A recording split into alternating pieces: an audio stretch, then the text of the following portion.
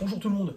Alors, je fais cette vidéo toujours dans la série de l'anti-américanisme, cet anti-américanisme en fait qui est diffusé et cultivé par des populations en fait qui veulent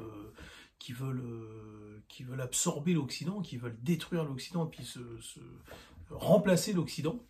Et même, enfin, des ennemis, vous savez, nos ennemis, ils ont plusieurs formes. On en a qui cherchent à nous phagocyter, il y en a qui cherchent à nous remplacer les populations, il y en a qui cherchent à nous remplacer sur le terrain économique, il y en a qui cherchent à nous supplanter militairement. Enfin bref, on a un ennemi qui est une hydre à plusieurs têtes et qui finalement a plusieurs formes.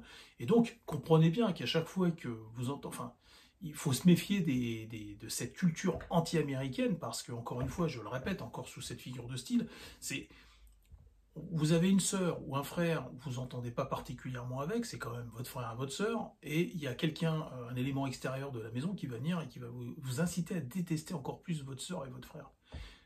Qu'est-ce que vous faites? Vous êtes assez malin pour réagir et comprendre que cette personne vous veut du mal, en fait. Elle veut la destruction de votre famille, forcément pour s'emparer de votre bien immobilier, ou j'en sais rien, par méchanceté, mais forcément il y a toujours un intérêt derrière. Soit vous réagissez et vous dites à cette personne, casse-toi, c'est des histoires entre moi et ma famille, et puis heureusement on a un déclic et on ne sera pas assez con pour en arriver jusqu'au point de non-retour, au point de rupture complet, qui t'arrangera toi, quoi, pour te laisser la place, quoi. Donc voilà pourquoi je fais ces vidéos et pourquoi elles sont importantes. Alors là, j'en suis à la guerre froide. On va parler de la genèse de la guerre froide, et encore une fois, je commence par le fait que les accords de Yalta sont une arnaque monumentale. Les Russes ont une part, c'est vrai, dans la victoire contre le nazisme, mais en vérité, c'est de l'ordre de 25%, 25%, pas plus. C'est vraiment 75% du travail ont été faits par les Américains et les Anglais. Les Russes n'avaient pas la bombe atomique à l'époque, alors ils étaient en train d'écraser petit à petit l'Allemagne nazie de leur côté. Et pourquoi ils ont pu le faire? Parce que les Allemands combattaient à cloche-pied avec une main dans le dos, hein, et la main qui leur restait, ils se cachaient la moitié de l'œil, un œil sur deux. Donc, l'armée allemande elle était focale en fait plus sur les Américains que sur les Russes, et elle a été obligée de lancer une guerre éclair et mal préparée sur les Russes parce que le temps jouait contre elle, contre cette armée. Vous imaginez, encore une fois, je le répète, si les nazis avaient eu l'occasion de dégarnir, de concentrer la totalité de leur armée sur la Russie et d'y aller de façon méticuleuse, hein, vous imaginez bien que les Russes n'auraient aucune chance en fait. Mais ces gens-là étaient sur plusieurs fronts, et donc à partir de là, même encore une fois, je le répète, les Américains avaient la bombe atomique, donc de toute façon c'était joué. Les Américains n'avaient pas besoin des Russes pour écraser les Allemands. Je le répète parce que c'est important de comprendre que les accords de Yalta, c'est une arnaque. C'est une arnaque. Et à partir de là, et ça, comprenez-le bien, c'est que à partir de là, les Russes ont commencé à demander des faveurs et des choses qui ne leur revenaient pas en fait.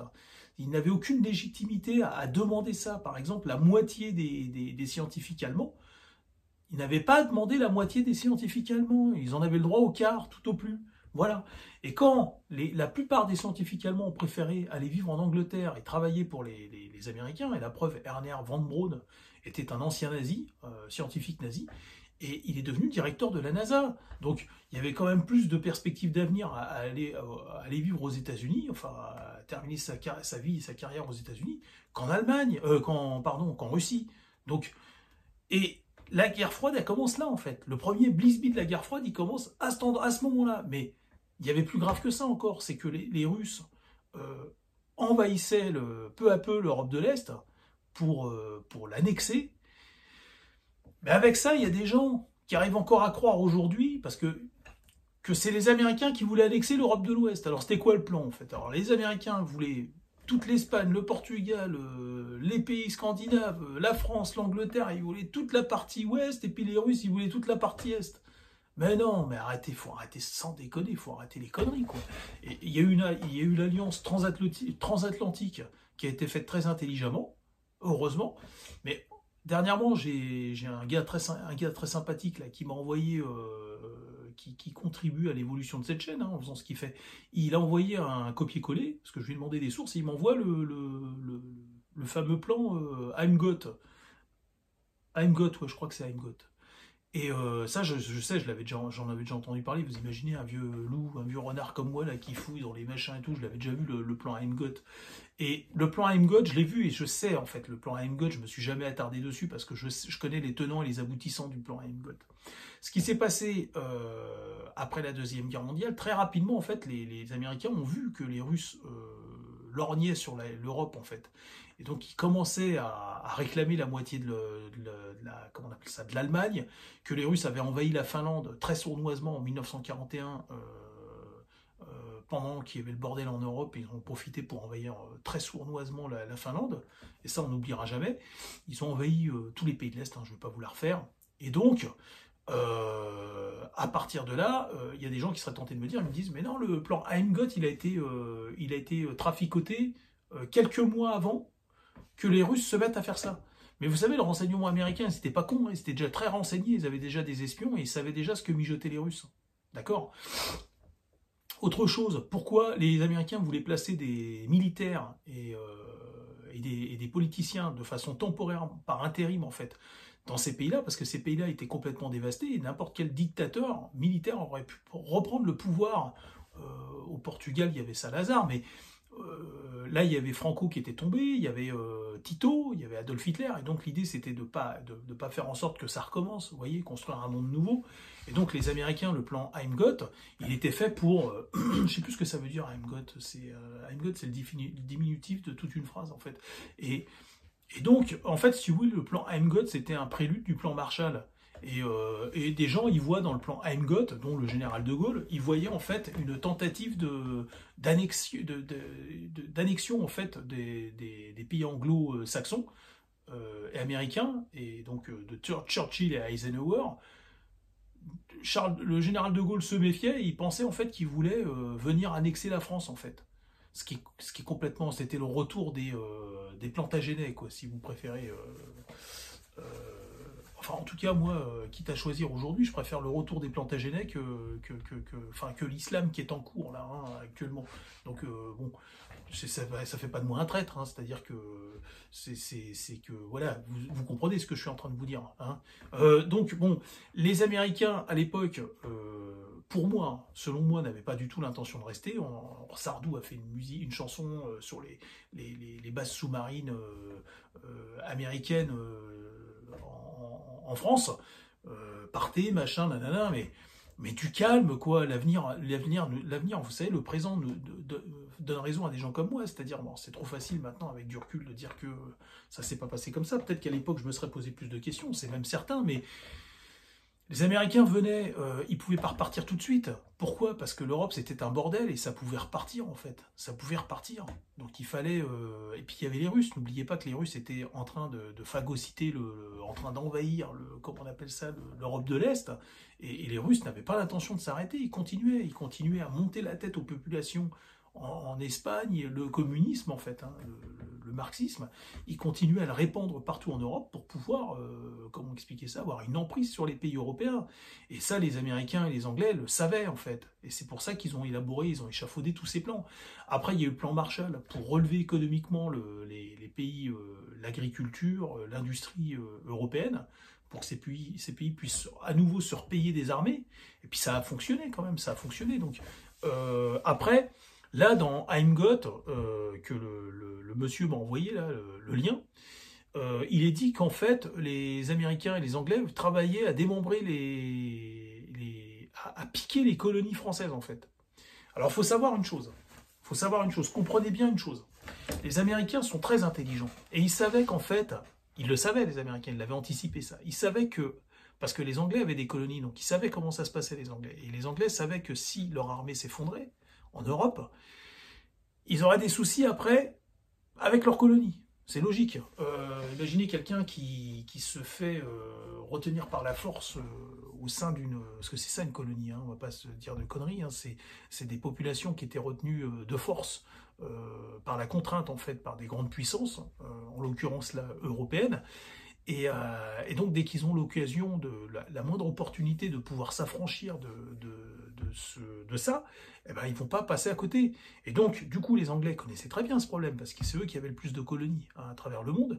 Et les Anglais, donc, ils avaient facilement déjà anticipé ce genre de problème. Et donc, ils connaissaient très bien le problème français. Donc, les Anglais ont dit aux Américains, ils ont dit, voilà, nous, on sait très bien, on est analystes là-dessus, et c'est un problème qu'on connaît très bien, on sait que les Français tiendront pas, en fait. Et nous non plus. Et donc, les Français sont obstinés, ils sont persuadés qu'on joue contre eux, mais les Français ne tiendront pas. Le Vietnam va tomber, l'Algérie va tomber, les colonies noires vont tomber. Pourquoi? Parce qu'en fait, l'URSS, elle a commencé déjà à ce moment-là, l'URSS commence déjà à distribuer des armes, en fait. Alors, vous devez savoir que en Algérie, la Russie distribuait des réseaux d'armes, en fait, via la Yougoslavie. D'accord? Donc, pour pas se faire accuser, il passait par la Yougoslavie. C'est la Yougoslavie. Les armes, les Algériens recevaient beaucoup d'armes par la Yougoslavie. Et d'ailleurs, très paradoxalement, il y avait un réseau d'armes qui venait de France. Hein. C'est incroyable. Hein. C'est-à-dire qu'il y a des gens qui fournissaient, il y a des contrebandiers français, fournisseurs d'armes, qui fournissaient des armes à l'Algérie via la Yougoslavie. Mais il n'y avait pas que la Yougoslavie était une place. La Yougoslavie était une plaque tournante qui réceptionnait comme une plateforme de distribution, mais qui allait en direction des colonies françaises et même anglaises. Mais c'était pas les seuls, hein. C'était pas les seuls. Il y avait Turquie, il y avait d'autres pays comme ça qui servaient de plateforme pour diffuser des armes en fait, exactement comme Laurence d'Arabie l'a fait en Arabie Saoudite pour bouter les Ottomans. Et donc les ennemis de l'Occident en fait, qui voulaient faire tomber des pays qui étaient déjà affaiblis comme la France, fournissaient des armes. Je sais plus comment il s'appelait, le FLNC, non, je sais plus le mouvement de résistance algérien. Et alors, la personne qui m'a envoyé ça, il y a un truc qu'elle sait pas en fait. Alors elle me dit oui, comment on appelle ça, les Américains ont essayé de piquer les colonies aux Français. Alors, en fait, c'est pas qu'ils ont essayé de les piquer, c'est que en fait, du renseignement britannique et de l'analyse britannique, ils savaient que les Français allaient perdre leurs colonies de toute façon, parce que des puissances émergentes comme la Russie et autres alimentaient en armes ces colonies pour qu'ils puissent se rebeller contre la France et les pays, la Hollande, l'Angleterre et la France. Et donc, c'était qu'une question de temps avant que ça craque. Et les Anglais le savaient, donc les Anglais le savaient, les Américains le savaient aussi. Et donc les Américains étaient les seuls à avoir la puissance nécessaire pour pouvoir maintenir ces colonies, en fait. Ou en tout cas trouver une transition. Une transition. C'est-à-dire que faire en sorte que ces pays redeviennent souverains de leurs frontières et de leur identité de leur pays, mais que ça ne se fasse pas sans la perte de ces... l'apport économique.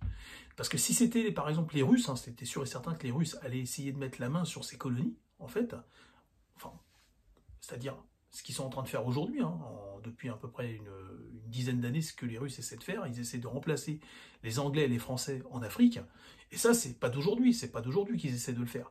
Et donc les Américains ont été obligés, justement, parce que laisser les Français les regarder perdre leur colonie, c'était automatiquement laisser les Russes les remplacer, en fait. Comprenez ou pas? Et ce qu'il faut savoir, c'est que, et ça, je vais certainement l'apprendre à la personne qui m'a envoyé ce lien, c'est que les seuls qui ont aidé les Français à conserver l'Algérie, quand il y a eu la révolte algérienne, c'est les Américains, c'est la CIA.